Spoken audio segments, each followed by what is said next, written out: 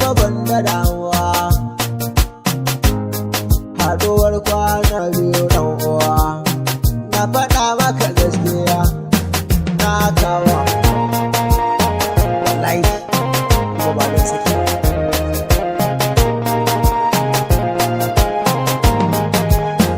Ni fa yanzu ina ganin cewa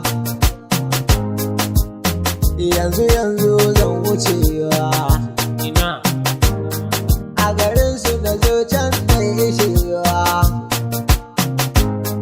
maganar aure na zan isarwa, daga addu'a a bari ya huce rabin wani. kuma haka ne.